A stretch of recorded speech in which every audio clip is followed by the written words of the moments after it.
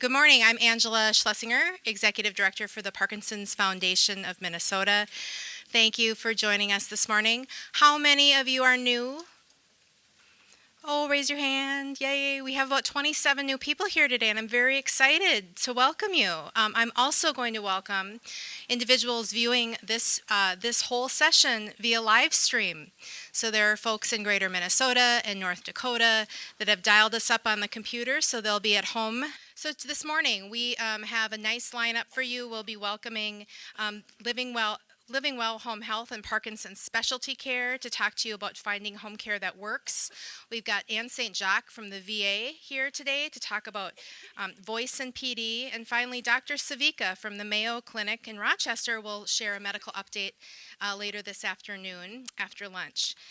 So, but none of this is possible without support from our amazing sponsors. So I will tell you that the annual chapter partners that have made this possible today are AbbVie, Abbott, Impacts, Lundbeck, Acadia, Living Well Home Health and Parkinson's Specialty Care, as well as education partners that include Adamus, US World Meds, and Medtronic. And so all of them are here today with us. So at the breaks, I really encourage you to check out the tables and pick up additional information about their programs and services.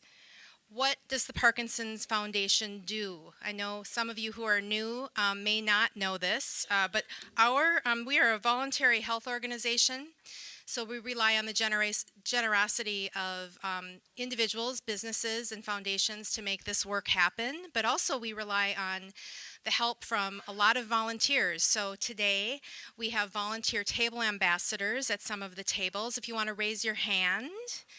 The table ambassadors are advocates for this work. Thank you, Mike, Cynthia, Beth, Rita, and John. They are a part of a group that wants to make sure that you feel welcome at these events. So if you have any questions about the foundation or our programs and services in the community, you can certainly chat with them. But the Parkinson's Foundation mission is to make life better for people with Parkinson's by advancing research toward a cure. And to do that, we rely on your experience and your passion that's embedded in the Parkinson's community, because we all know no one goes through Parkinson's alone. We recently established 3 goals for the foundation. So among those 3 goals, we are working to understand Parkinson's better through research. We fund about $100 million annually to researchers, both new researchers and established researchers. Say that fast with coffee. So many research opportunities are funded through the foundation, including at the University of Minnesota's Udall Center. We funded Dr. Jing Wang, who did quite a bit of work around DBS neurostimulation. In addition to the understanding Parkinson's through research, we also ensure better care through our Global Centers of Excellence network. We recently announced the addition of 3 additional centers of excellence in the Parkinson's community. One is at the University of Iowa, one is at the Cleveland Clinic, and an additional one in the southeast portion of the United States. So the centers of excellence, the one center of excellence that you may all be familiar with is the Struthers Parkinson Center in Golden Valley, Minnesota. That was the first center of excellence in the network, and we're very happy to partner closely with Struthers. And finally, we really focus our goals on educating and empowering the community. Events like this today are a part of that effort to make sure that people have the resources and the information they need to live well with Parkinson's. So not only do we plan events like these, this is our summer education event. We have a fall education event planned in October. We also provide a variety of resources available at no cost that include books. You can certainly call our office or order books online to be sent to your home with topics such as understanding sleep and PD, cognition changes, diet and exercise. And we also have a number of services available through our toll-free helpline that's open 5 days a week from 9 to 5. And you can call and be connected to an actual live person, an actual live Parkinson's specialist that can share information with you about resources available that will address some of your questions and concerns. And finally, everything lives online these days. So as well as being able to dial up today's live stream at home. You can also go online and find more from our Parkinson's website. It's parkinson.org. And then, of course, the podcast series that we have available as well. So one piece I didn't mention to you is that your slide deck is included in the folder of information that you have at your desk. So if any of this information you want to take a note about, it's actually in the slide deck for you, or in the folder for you. So back to the volunteer piece, you can certainly look for ways to get connected with our work by starting a conversation with a table partner. You can volunteer to share your story. Lots of conversations these days about what Parkinson's looks like, who has Parkinson's. I know many of you probably saw the news recently about Alan Alda announcing publicly his journey with Parkinson's after 3 years. It's a great example of someone saying, you know what, I'm a face of Parkinson's, and it helps us bring more awareness to both what it's like to live with Parkinson's and how you can live well with it. Also, we are always looking for community ambassadors, special event volunteers, or just helping hands to help us get mailings off in the office. I know one gentleman here today does spend some time with us in the office, Mike, and I lost you. So we appreciate when Mike comes to the office to help us out. So with that, I will introduce Michelle from Living Well Home Health and Parkinson's Specialty Care. The Parkinson's Specialty Care mission is to enhance the quality of life for people living with Parkinson's disease and other movement disorders in a comfortable environment that promotes respect, dignity, and the highest quality care.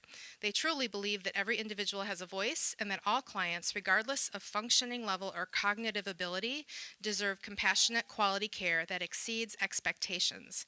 So I'd like to introduce Michelle and welcome her to speak. Here's this. Thank you. And it's on. All right.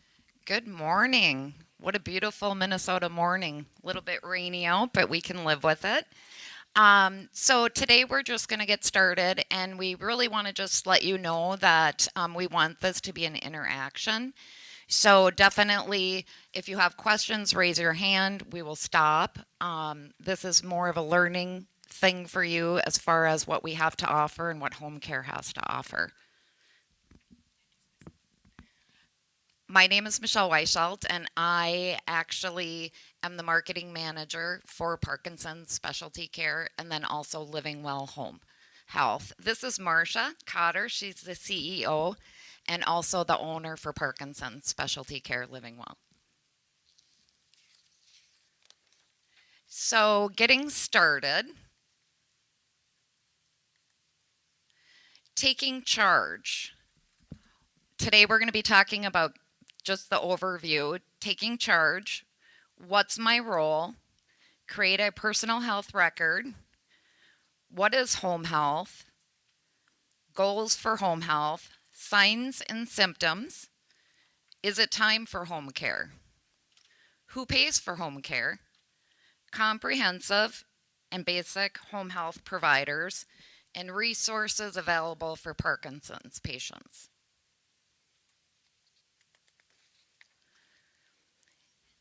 Home care choices.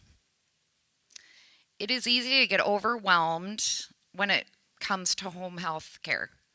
Lack of concrete, factual information, too many voices under guidance, unsure where to begin, and also lack of credible, knowledgeable resources. Why should I take charge? You are your own best advocate. Be proactive, personal satisfaction, rising healthcare costs, and explore your options.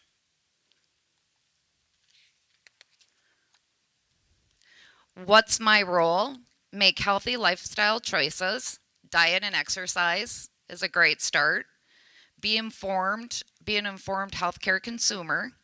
Be active in your healthcare and self-care. Have questions, speak up. Speak up to your provider, ask family questions, ask healthcare provider questions as well. Seek help and guidance. So a good start is to create a personal health record. This is also called a PHR. On the PHR, names and phone numbers of care providers and specialty physicians is really good to put on a piece of paper to have that handy for case of a health emergency. Create past medication doses. Sorry, I'm nervous. And then food and allergies. Lifestyle information. Do you smoke? Do you consume alcohol? It's good to let your healthcare provider know that. Hereditary conditions. Do you have high blood pressure, cancer? What type of hereditary conditions runs in your family? And then significant illness or injuries. Also, to prevent medical errors, talk between your healthcare providers. That's really important. So if you have a specialty physician that you work with or go to a specific doctor, and a lot of times they're two different systems, make sure that they have your medication list and have all of your information. So what is home health care? Medical care provided in a patient's home. It's a great thing for clients to have somebody come into their home, work with them. It keeps you at home. So it's really important. It's actually a really great resource for patients. Home health care can include skilled medical professionals, including skilled nursing care, physical therapy, occupational, and speech care. Home health also includes skilled non-medical care such as medical social or assistance with daily living from a highly qualified home health aide. So a lot of times a home health aide can come in and help with laundry, light housekeeping, bringing clients to appointments, and just companion care.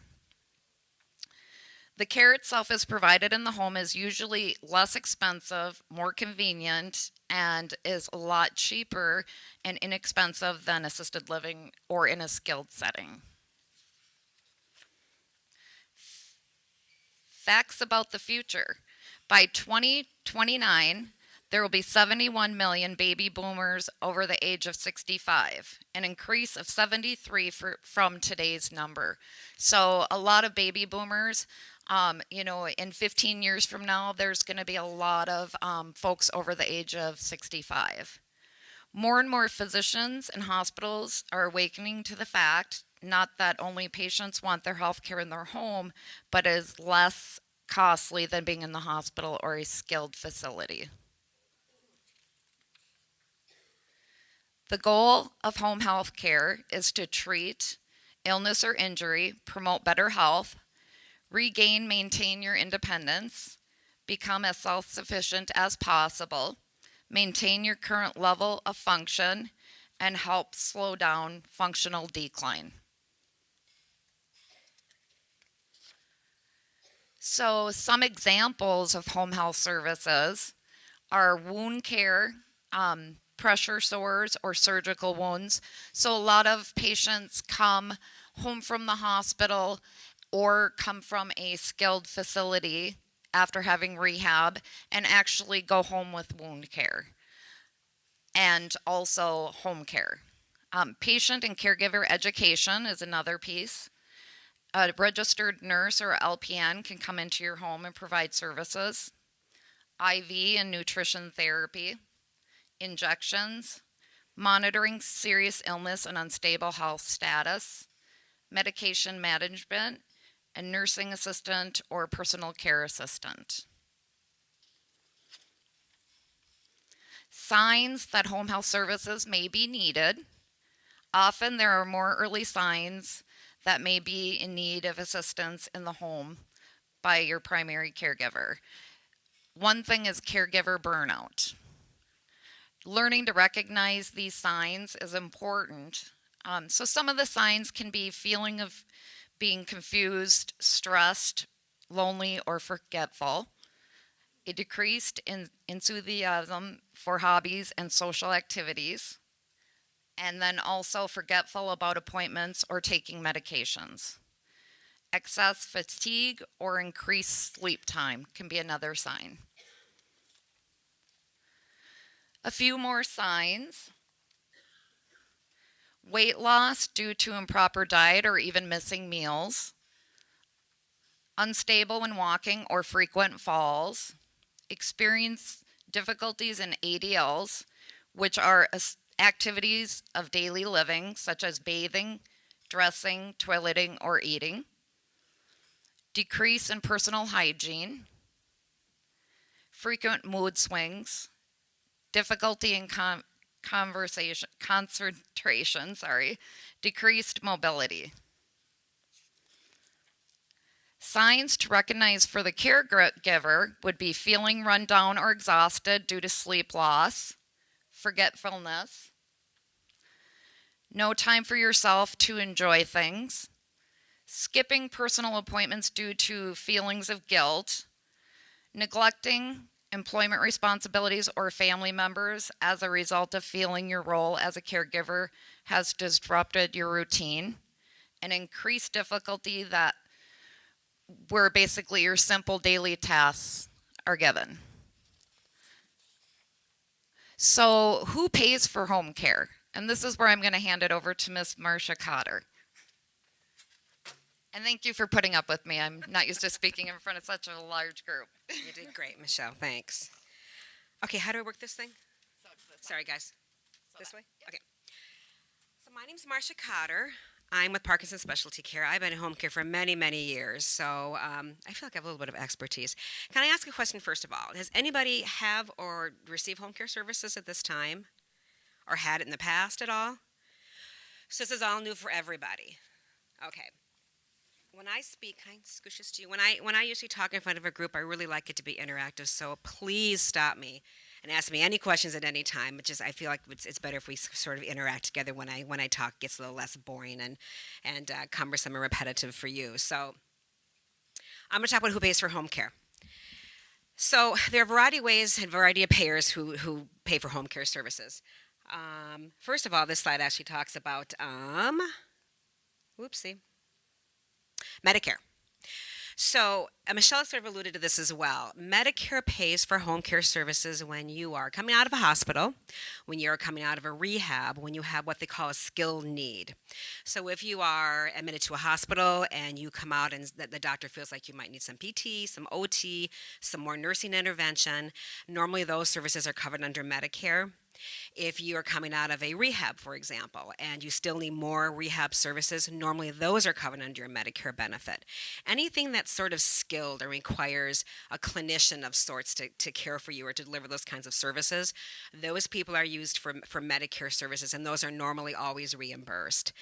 There are certain criteria for Medicare, and of course, the federal government has gotten a little more strict with these.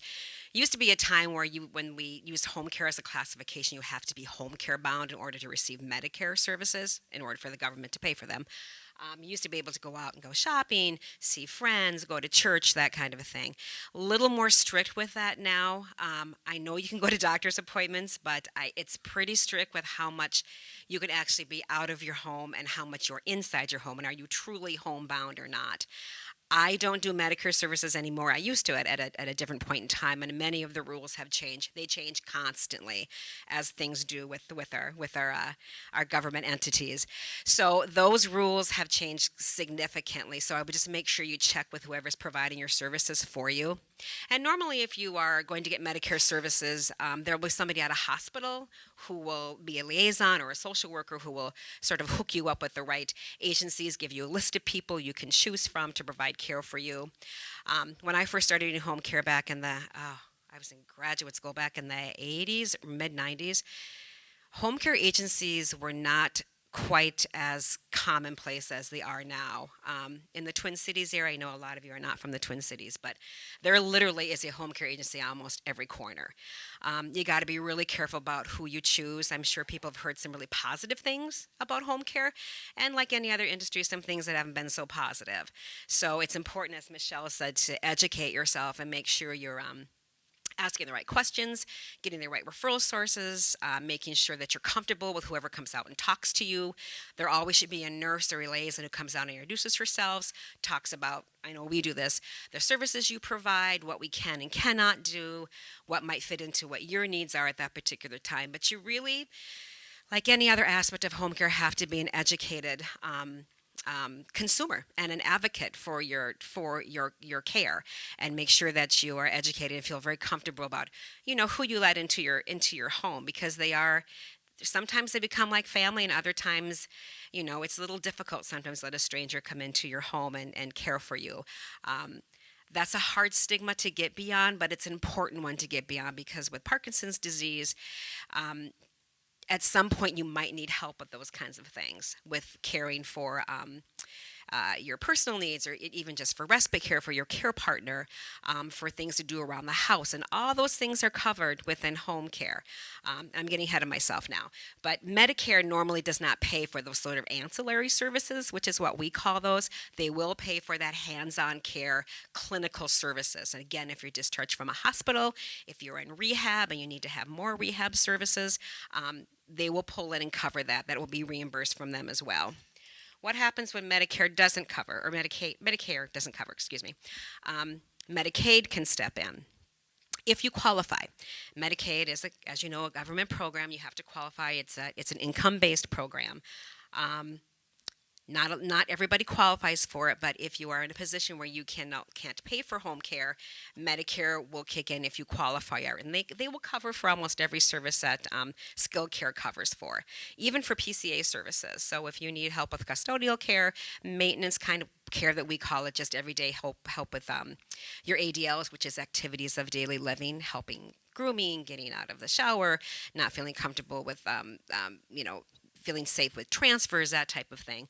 Medicaid will cover for that as well, but that is a program you have to qualify for. I'm popping my peas. And you have to make sure that that whole piece is covered before they will come in and care for you under that program.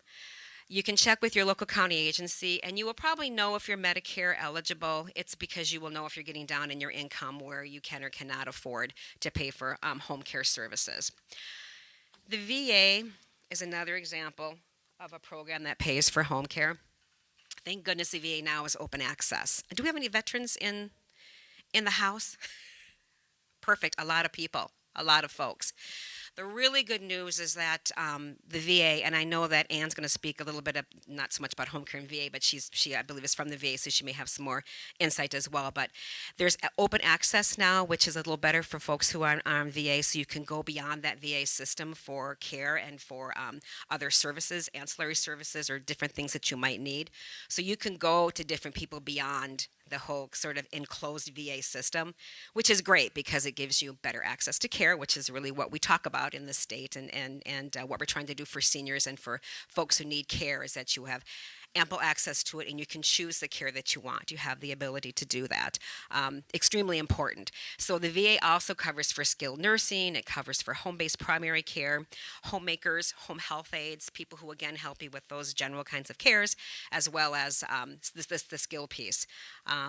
There's an aid and attendance program, which I don't know a whole lot about, but the different programs that fall under VA, if you are a veteran, I'd highly recommend that you check that out. It's important, and the benefits are really pretty good. It's a little bit of I don't want to say nightmare, but it's a little bit of a challenge to, do I need to change my mic? No, we have a question. Oh, perfect. Ask away. Hello. Hi. I have a question about the income part Uh-huh. of Medicaid. Yes. That's money that I have coming in every month, or does that include savings? Mm-hmm. What happens for Medicaid, and actually Michelle's even got a better background on this than I do, but there's a certain amount, there's a threshold you have to meet in your income to qualify for MA.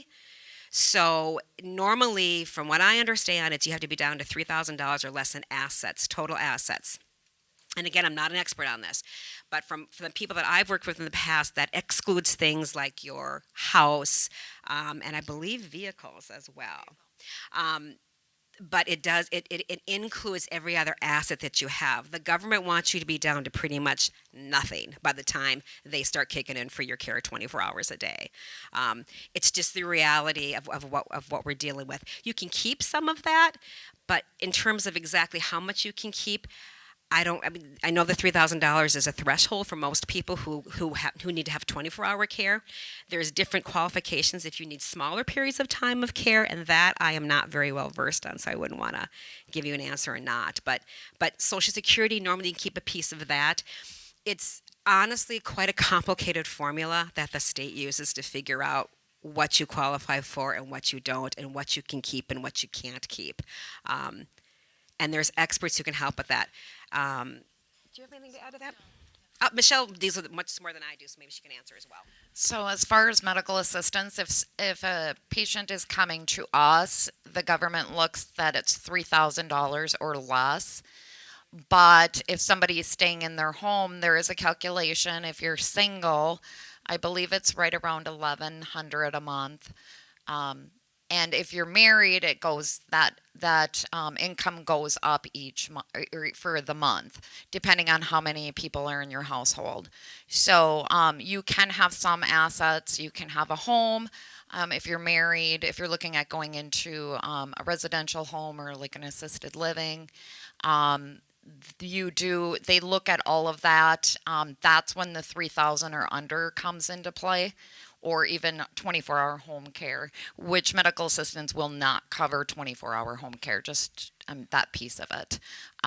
So there is a strict formula, but if you are lower income, it doesn't hurt to contact the local agency and then have them look at all of the financial, because if you're spending money on, insurance plans, that type of thing, they take that in consideration as well. So it's a great service if you are lower income, just as with the VA as well. Seniors Linkage Line has some good numbers as well. Can we give you them the numbers of that? We'll make sure we can give it out to people as well. The Senior Linkage Line can hook you up with the right agencies as well to talk to. Absolutely. Yeah, and the county. And again, I'm not an expert in medical assistance in terms of the whole enrollment piece and the financial piece. I don't want to make it sound as I deal with it every day, but everybody's in a different position. Some people are at home, some people are in different facilities, and it covers differently depending on what model of care you are having services provided for you in. So, any other questions? Yes. Mm-hmm. Uh-huh. Some special type of equipment. That person that comes to your home, are they very knowledgeable about what Medicaid or Medicare will pay? Because I've gone through that. Oh, yeah, I think you'll pay for it, and then you come back and find out, no, they're not paying for it. Yes. And you're stuck with paying that 2,000 or whatever the price. Sure. That's unfortunate. You should, if you, and this again goes back to making sure you're educated and making sure that you feel like you're empowered enough to make good decisions, to get the right person out there to facilitate and to do a social worker assessment to make sure that you have someone who has that background. This is kind of short for me. They will know what's covered and what isn't covered. We do a lot of that, and the kind of work that we do. They should know that before they certainly order it. Yeah, it's unfortunate that happened. That was a PT. Was that a physical therapy piece? Yeah. We try to make sure that we're on top of those things because we would never want to leave a family with that kind of debt. And then the problem is you run into insurance, not once you get into Medicare, you've got Part D, and then you've got MA, and this piece covers for that, but that piece doesn't cover for this, and so you're never really quite sure. It's really difficult to navigate that whole piece. So the only advice I could give you is to make sure you have somebody who can really help you with that process, who's educated and has a background in it. That's unfortunate. Oh, yeah, and then prior authorizations are important too. Make sure you get a prior authorization before you order anything. Oh, sure. Oh, sure. This would be a question more for your own company. Mm-hmm. And it would be severalfold. One is, what type of training do you provide for the people that you employ to come out into the homes? Secondly, what kind of structures do you have in place to deal with concerns that recipients might have about the care that they're receiving? What kind of accountability, in effect, do you hold and have for the people that you employ? Sure. So he wants to know what kind of accountability we have for people that we employ, correct, if there are issues that go on. And the first part of your question was training. Training. Very good question. I'm getting to that, but I'll ask your question now too. We personally, this facility, and I would recommend this as well, is that you try to find, or facility, our agency, is that you try to find a home care provider that has a background or some kind of training in Parkinson's disease. As you all know, everybody in this room, Parkinson's disease is a unique disease which has a whole different set of opportunities and challenges you have to deal with. It truly is a unique disease. That's why we have specialized centers across the country that deal with Parkinson's. So our company, agency in particular, works very closely with Struthers, and I think that, Angela talked about Struthers. We collaborate very closely with them. We have all of our training through Struthers. We do the core training piece. We're part of what they call a care partnering network, where they actually go out and pull lots of facilities in and sort of train, give them some basic core training on how to recognize symptoms of Parkinson's, how to deal with Parkinson's, the mobility issues, from swallowing issues to the medications, everything you can think of that's important. It's all really about training and education. We're part of that network. In addition to that, we have additional training as well. 75 to 80% of our patients in our residential facilities and in home care are Parkinson's folks. So we try to stay very true to our vision and to what's important. And our commitment is to serve the Parkinson's community. So we do MA as well as insurance, private pay. We don't do Medicare simply because it's a whole nother lot to deal with, and many hospital providers do Medicare. Any hospital you go to does Medicare and they usually have home care services that will follow you for that small amount of time, the intermittent care piece. So it's real important that you look for a company that's got some people trained in Parkinson's disease, and we do a lot of that in our facilities. Now, if you have issues about people who are not trained correctly, or you have questions about if there are issues that come up, and who you would go to, normally you would go to me, or you would go to the person above, who is the nurse manager, whomever, if you have issues that are occurring, or if you're not comfortable with a particular caregiver or the kind of care that they're giving, they'll try to replace that person, if at all possible. Sometimes that's a challenge, especially in home care. But there's always a level you can go to if you have questions or concerns. That's just for our company in and of itself, and I think most companies usually operate that way as well. There should always be someone to go to if you're experiencing issues, or if you're unhappy at any level. We always try to just put new caregivers in. For us, it's really about making a match with caregivers and trying to make people who are of like personalities and that you're comfortable with, because they're coming into your home. That's a big deal for a lot of people. You've got to feel comfortable with them. You've got to feel like you're secure. You've got to feel like they're educated and know what they're doing.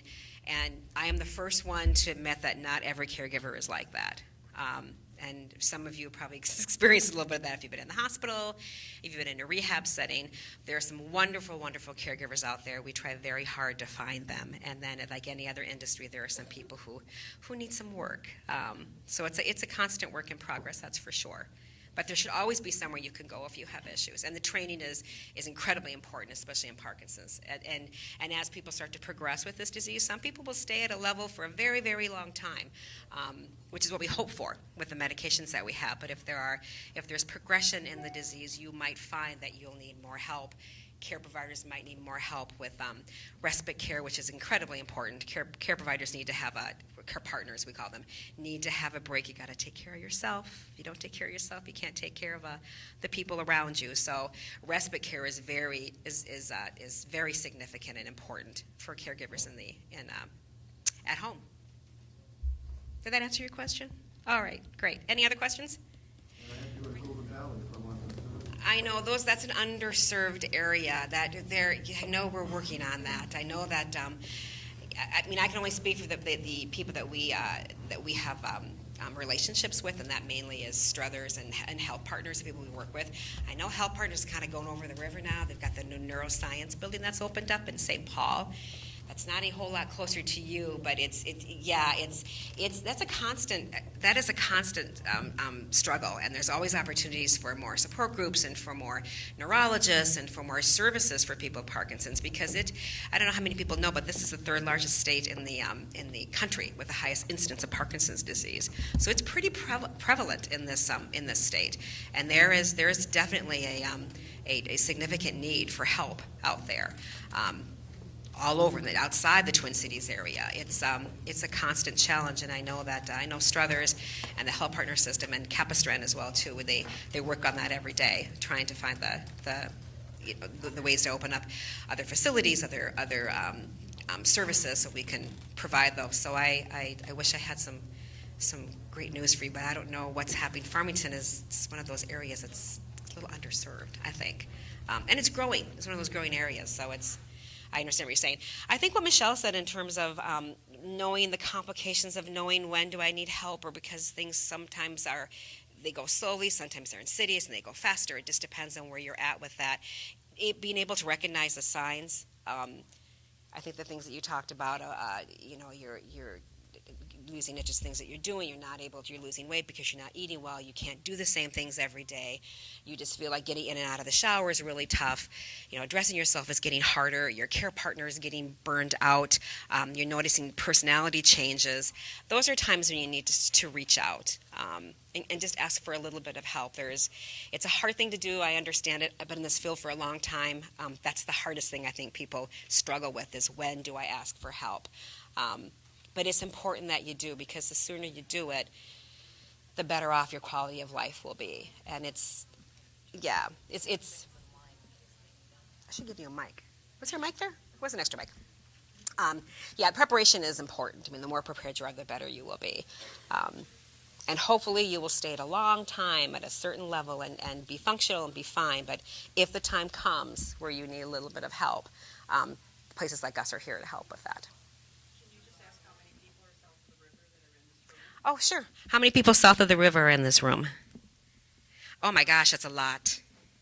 I gotta fix this mic. I apologize. That is a lot of people. We should have you guys have some kind of a conversation about really getting more serious about opening more service. What's the main health provider out in that area? Is it a little bit of everybody, a little bit of health partners, a little bit of Fairview? Do you experience a lot of everybody, a little bit of everybody, but nobody who really has that specialty? Yeah. I'll take that to the next advisory meeting. Really, we can have a conversation about that, because it's very important. We have a tendency to sort of, in the metro area, we sort of focus on that dense population of people.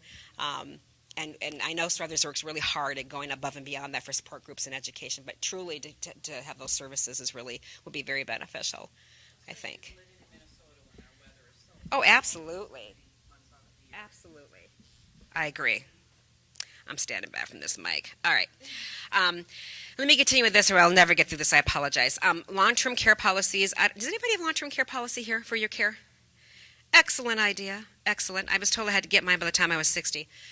Don't know if that's true or not, but that's what I hear. We deal a lot with long-term care policies. I'll tell you, a lot of them are really good out there. A lot of them have some decent caps on them and some really good coverage. I can't tell you which ones do, but certainly it's worth a conversation with an elder law attorney or with your insurance agent if at some point you have an interest in that at all. It's becoming much more popular now that people are realizing, we're living longer with chronic diseases, we're living healthier, but at some point, if we want to stay in our homes, we might need some kind of help. And a lot of that help eventually comes back to private pay or MA, because again, Medicare only pays that small piece of when we're getting you better and using those clinical services to support your care. Once that stops, a lot of things go private care, or private pay, I should say, which is what this is all about. So private pay, nobody wants to talk about it, but this is the saving for a rainy day thing that my mom and dad always told me about too, is that this is kind of your rainy day thing, and this is where I need help. I want to stay in my home. Maybe I'm in my golden years. Maybe I'm in retirement. Maybe I'm not. But in any event, I've come to the realization that I need to have help in my home to stay here, and this is where I want to stay. Private pay is probably 80% of what home care covers or what home care requires for people who need maintenance. That's an old term, or custodial kinds of care. What that basically means is that Once you have run out of clinical needs, so to speak, and Medicare stops paying, but you still need help getting in and out of the shower, homemaking kinds of things, your caregiver needs respite, that's where private pay comes into play. And there's usually a considerable outlay of money that has to go into keeping people at home. It's just the reality, unless you're on an MA program and can have MA cover for your care. Private pay and home care runs anywhere between $28 to, I believe, $40 an hour. It's much more expensive than it used to be. A lot of that is because we have a hard time finding caregivers. The pool of people that we have to choose from, we sort of struggle with that, and that is all sort of one, sort of begets the other, and the cost rises, and unfortunately it's the consumer ends up paying for a lot of that. But home care generally runs right about I'm going to say $29 to $40 an hour. There's usually 2 hour to 3 hour minimums for most people, but it's all private pay for the most part. If you just need help kind of staying in your home, being able to do the daily things that you want to do, getting up, maybe you need help with meals, maybe you need help remembering medications, anything that isn't Medicare covered, which is pretty much everything, is considered private pay. Just so people are aware of that, unless you have MA coverage and you're able to be have the income requirements that meet that program, and even then, the MA portion will not pay for 24-hour private pay services. They'll pay for some of it, but they won't pay for all of it. So it's kind of a sticky wicket. We want to keep people in their homes longer, but it gets difficult at some point. It becomes a financial issue for all of us, and that's kind of just the reality. Let me keep going through this. Licenses for home care. I'm going to buzz through this quick because I'm on my time limit. This happens when I start improvising. Comprehensive care, there are 2 licenses now the state of Minnesota has. This may or may not mean anything to anybody, but in home care there were many licenses 2 years ago. Now there are only 2, which is a good thing. Comprehensive care, home care provider basically means that we do everything. So we do all the medical help you need. There are nurses who come out. We have physical therapists, speech therapy, respiratory therapy, social workers, dietitians. All those people are covered under the comprehensive home care license. I'm going to hold this mic. Any help that you would need that has as of a medical nature is covered under the comprehensive license. Most people in home care, I think most people should look for somebody who usually has a comprehensive license, unless you just need straight homemaking services, which is, we'll just buzz through that, is basic home care. And basic home care is if you just need to have help with homemaking stuff, help with making meals, maybe taking you out for your appointments, that kind of thing. No hands-on care. When it comes to hands-on care, that's considered a comprehensive license, and you will need to have caregivers who are accredited and licensed and qualified to deliver that kind of care under that kind of a license. That's very important. That's very important to know. Local home care agencies. Find an agency that's right for you. We have a couple agencies listed here who are just bigger agencies in the Twin Cities area. Doesn't mean these people are all over. I think there might be in the southern areas. Living Well, that's us. First Stat, LifeSpark, those are all agencies that are bigger agencies that have a nice pool of people to work from. So hopefully you will get care that you need when you need it. That's the most important part. We of course have a Parkinson specialty. We provide Parkinson specialty care. So I would always look for somebody who's had a little bit of that training if you possibly can. I talked a little bit about the resources that are available to people. This just speaks about family and friends, home care aides, personal cares, people, what we can do as a home care aide, respite services. When you become, when you're in a position where it's important to take responsibility, if you feel overwhelmed, the kinds of things we talked about earlier, these are the kinds of resources that are available to you. I cannot put enough stress on respite care. It's so important, so important. And again, there are not enough services available for this, but we do a lot of respite care in our agency because we recognize the importance of that, especially when caring for folks with Parkinson's disease, because sometimes this disease can go up and down. And care partners need to, again, take care of themselves and make sure that they can be the best they can for their loved one. So it's extremely important. The resources that are available: senior centers, adult day programs, care managers, social workers, transportation, Metro Mobility is a transportation service. All these different resources you can find under the senior linkage line. And I know an adult, we actually have Joan's number up here. I just noticed that now. She's from Struthers. Adult day programs are a great way to have respite for a care partner if you need to feel like your loved one is not safe to be at home. There are all kinds of day services that people can utilize as well. So it's helpful. More resources that are available. Again, we're part of the Struthers Care Network. You have right outside your back door a phenomenal, I don't want to say institution, but phenomenal resource in Struthers. I can't say enough great things about them. Go to them, make phone calls. There's 2 social workers who work there now. They're there to serve you and to help you. They're a center of excellence that have been a center of excellence for many, many years. They were one of the first center of excellences nationally. So a great, great resource. Anything you want to know about Parkinson's, they're there to help you with. We're Parkinson's Specialty Care. We have 6 locations where we do residential assisted living, and we do home health care as well. Questions and answers. And that is it. So any more questions, guys? Okay. Sure, I'm going to take this off of here. Light housekeeping and what it costs. If you have just light housekeeping, don't quote me on this. I have a comprehensive license, or our agency does. But homemaking services are generally considerably cheaper than to have medical under the comprehensive care if you need to get that hands-on care. I believe they usually run about in the 20s, I want to say. Low 20s, like maybe $20, $21 an hour, normally require a 2 to 3 hour minimum, just so you know. Every agency is a little bit different, but most agencies have a requirement in terms of how many hours that they request that you give them, so to speak. But they can do almost anything, but except for windows. Into this. Yes. I'm sorry. What's your experience with pill packs? You know, though, that whole sort of method of medication delivery has been talked about and been around for a while. Pill packs are pretty new. In our facilities that we have, we do cassettes, and we have the popper pills. They come in sheets, and you just pop them out. Same sort of premise, but not the same type of thing. You know, my thought is I think it's worth trying. I mean, because the biggest concern we have with some of our folks is that it's hard to remember to take your medication. Got to take your medication a certain amount of time. Can't take protein with it. Need to make sure that you are on top of all of that. It's hard to always remember that when I mean, it's hard for me to remember. It's just hard for people, period. So I have you talk about the new one that's on TV that's just recently been running? Because I've just seen. Okay. And they come in packets, right? The question is, how do you remember to take the packet? That's what I would kind of. Okay. So, but there's no real reminder that says, ding, ding, here's your packet, take it, right? You have to remember.